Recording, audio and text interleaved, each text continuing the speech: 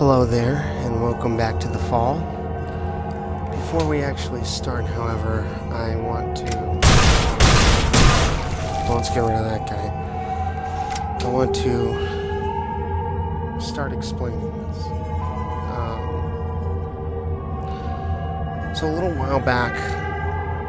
Well, let me start with this. So, this game is very much about figuring out one's true nature. And I spoke a little bit more about the level system that I devised as a theory, essentially. But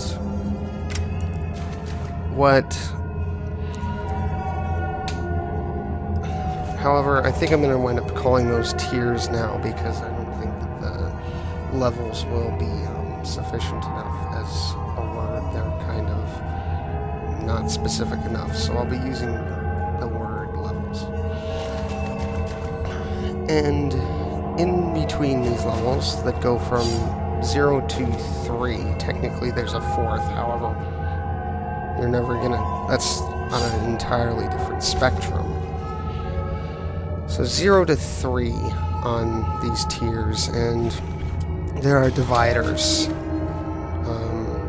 in between each and single one of them.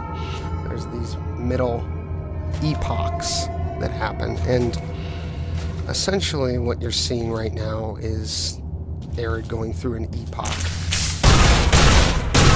These fucking things are annoying. And I'm not going to say what level she's on, and I'm not going to say what epoch she's passing through. I want you to try to figure that out yourself, and you're not really going to understand what I mean by this until I start explaining things later. But we'll just leave it at that for now.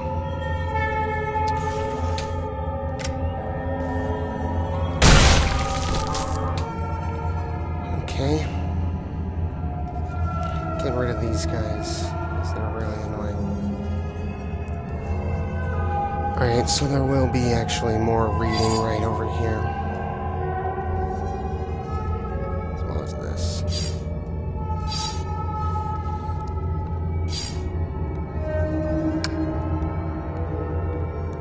So this was the corpse we saw before. And here I have to do a lot of reading.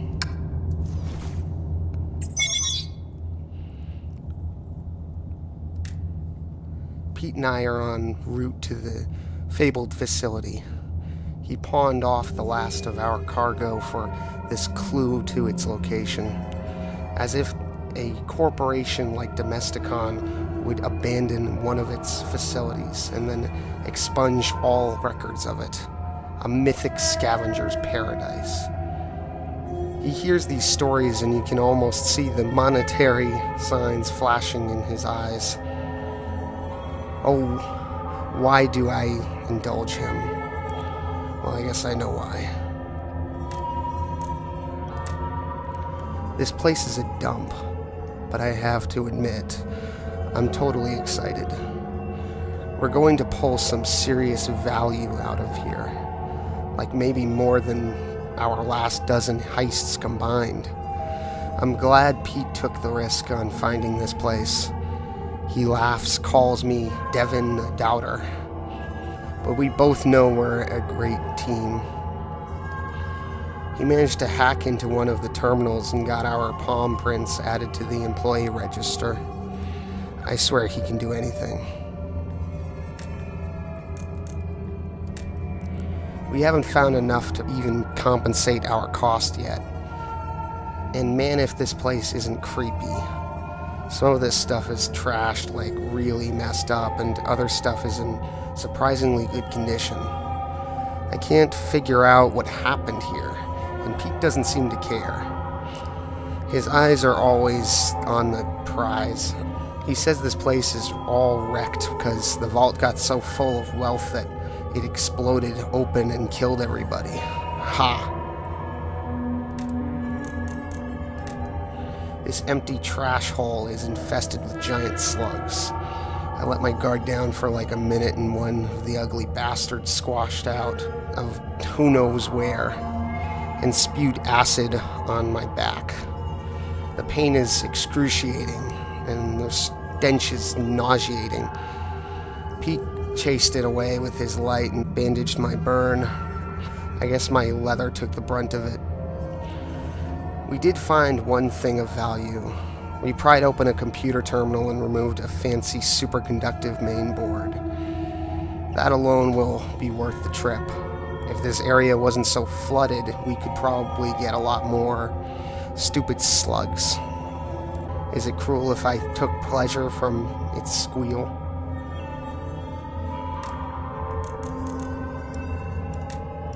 Pete is gone. Pete is gone, and I don't know what to do. We were in an employee lounge area looking for more salvage.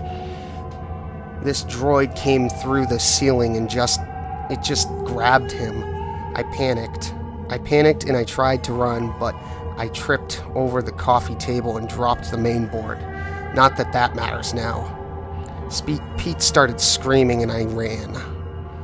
It was a bad scream. It was a really bad scream. I'm sorry, Pete. Okay, so that's it for that. Okay.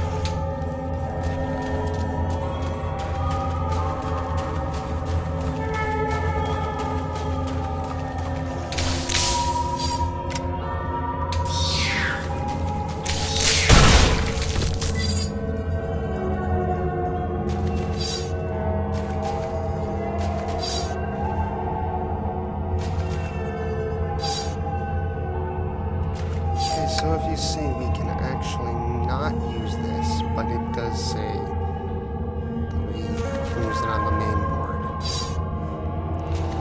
And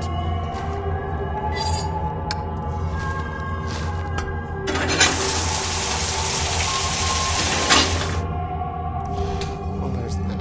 But one of the things I wanted to tell you about was this. So the, let's pick up this. This area has a rather interesting puzzle. So that superconductive fluid, if you remember, I think it was like 2 or 3 walkthrough backs. There was a log on the superconductive fluid for the main board computer chip.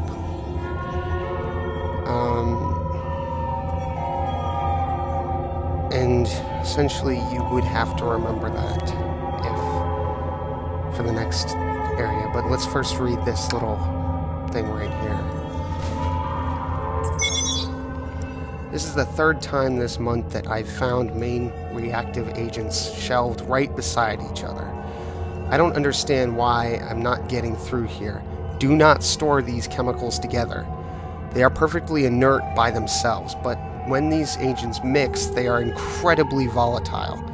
The light from the reaction alone is enough to cause blindness. If this happens again, I will report to Wilson.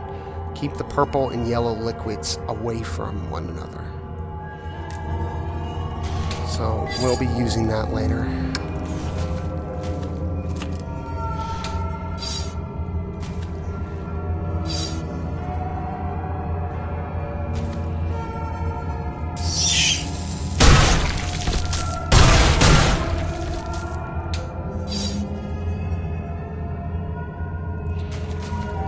Now we will be using this machine.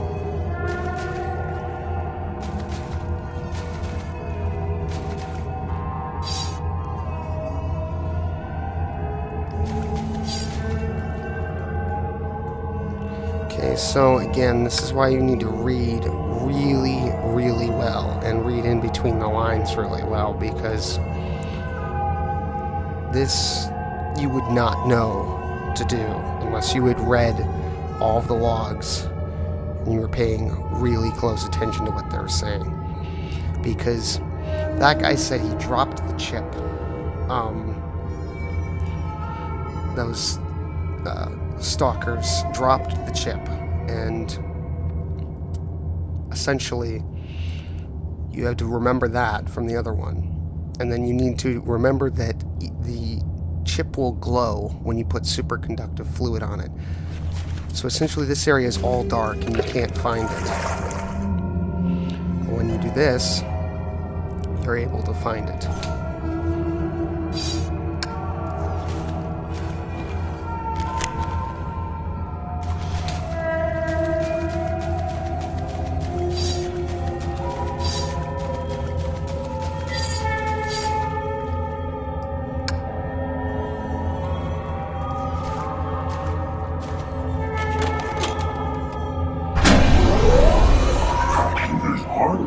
Is not advisable at this time. Oh, thanks for returning that. Your gratitude was not my objective. I require access to the overrides. Right. Bad news. This isn't the terminal you need. Primary access is down 2 more levels, and the whole laboratory's flooded. How did the laboratories become flooded? They were designed with an emergency flush valve in case of contamination. Someone must have initiated it before this block lost power. Backup generators are active now, but the flush never completed. Then this water is contaminated. Nah, it's clean. Must have been something else they were trying to get rid of. Or someone. Are you still unwilling to assist me? It's not a matter of will. Or want, anyway. Doesn't matter. I couldn't help you even if it was. Flushing the water takes way more power than I have access to. I will shut down this entire facility if I have to. Do whatever it takes, huh? There is a way. Reveal it. Please reveal the means. Sometimes following rules and fitting parameters has... see behind me? It appears to be some sort of stasis. That's right. For droids who've been validated, ready to be reshipped, all their power cores stabilize to one stasis matrix. That's a lot of juice. You can drain them. No, you can. Overclock the matrix and reroute the power to boost your emergency flush. You can fry them. I may need to save Joseph's. One human life, Arid? Press that button if you want to.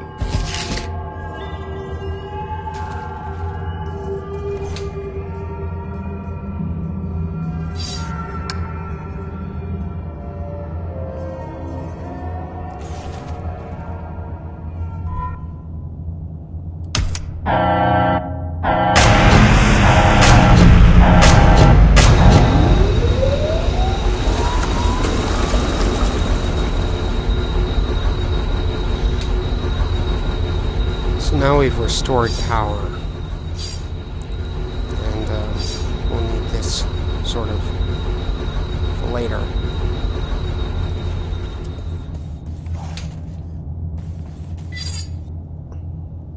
Okay, now we actually have to get a cup.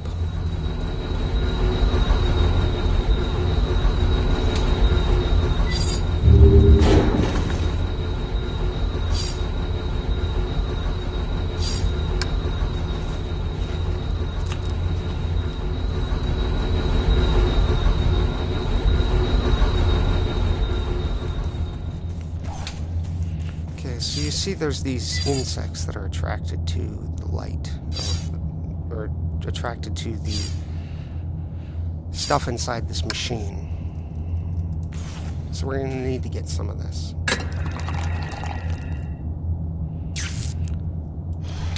Now, I'm going to be doing some reading over here, and it'll explain a little bit more of the next steps that I'm going to do. Hive slug. So this is for the hive slug.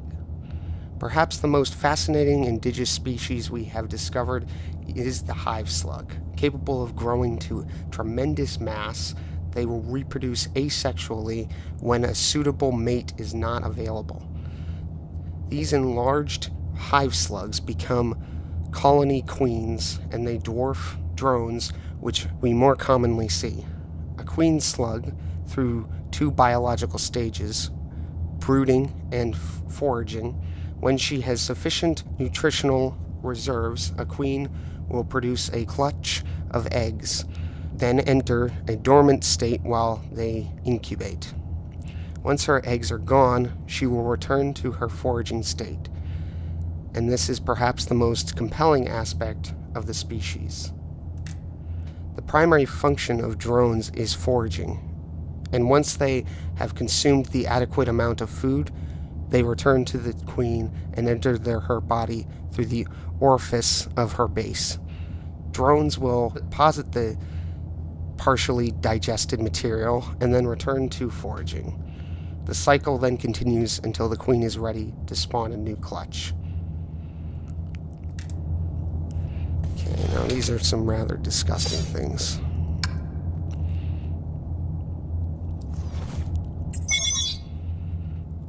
Jawfish. At first glance, the indigenous jawfish is unremarkable. They become compelling when understood as creatures of extremity. While in proximity to a possibly fertile breeding partner, jawfish become fixated on one another and generally docile to other species. It is when they are in isolation, however, that they become extraordinarily aggressive. When testing their territorial ferocity, we separated them with metal gating. They bit through the steel. This couple has been here for several years now and are quite safe. Okay.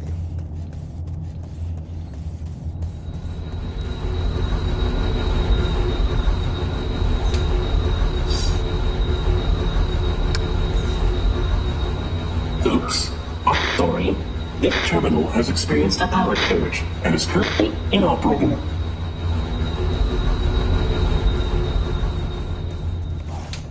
Okay. Now we will continue descending.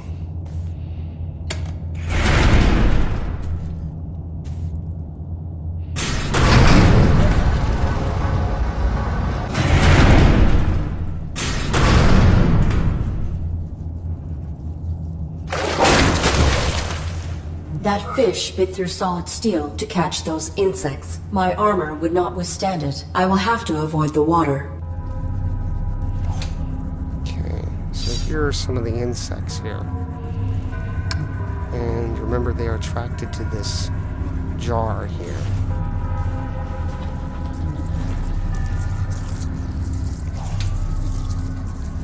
So we've got them attracted to this, and now we can use the wooden plank with the insects.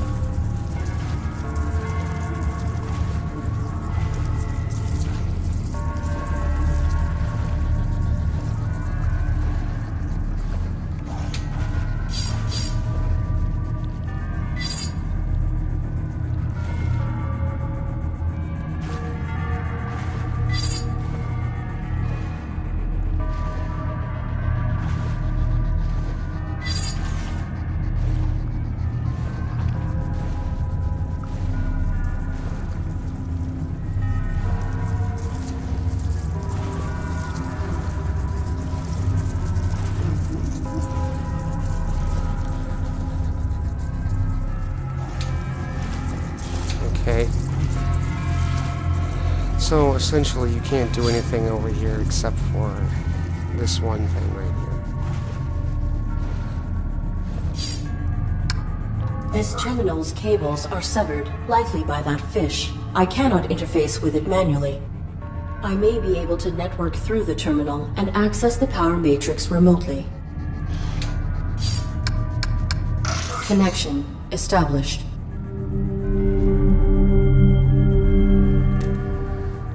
Connection terminated.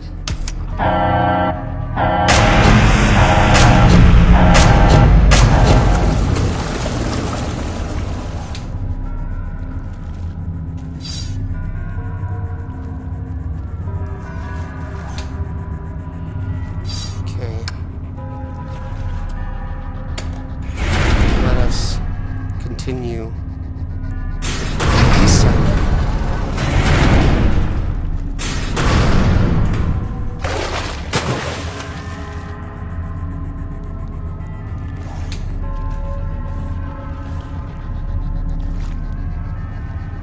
so I can't actually enter the water because I'm going to need to grab some of that other fish's guts, essentially.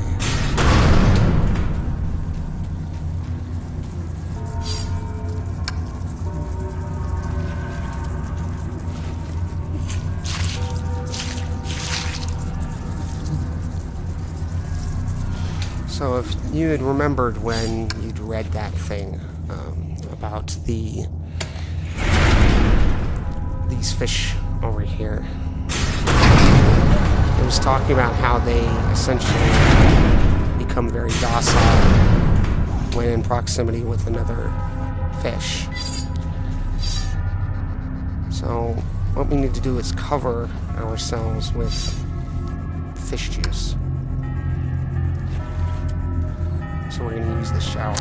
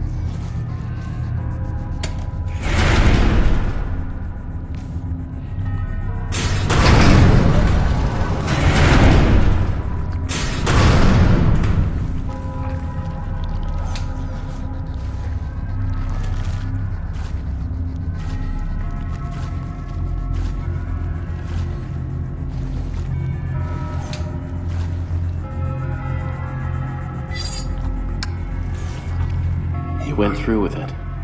That's rough. It was not an easy choice. Yeah. When we have the real power to choose, not just the illusion, it does something. Leaves a print you can't just override. When I return to dock, I will be formatted. These events will be erased from my memory logs. Is that your choice too? Irrelevant. I will do anything to keep Josephs alive. You did. Whatever you did, you kept yourself operating. That I did. It's hard to know how far to push the rules sometimes, before they, break. The rules are not meant to be pushed, except when necessary to enforce them. Can you even realize that makes no sense? We do push, and when they don't break, we're left wondering if we should have pushed further. Illogical. Maybe. Well, you ready for this? The same scenario? It is.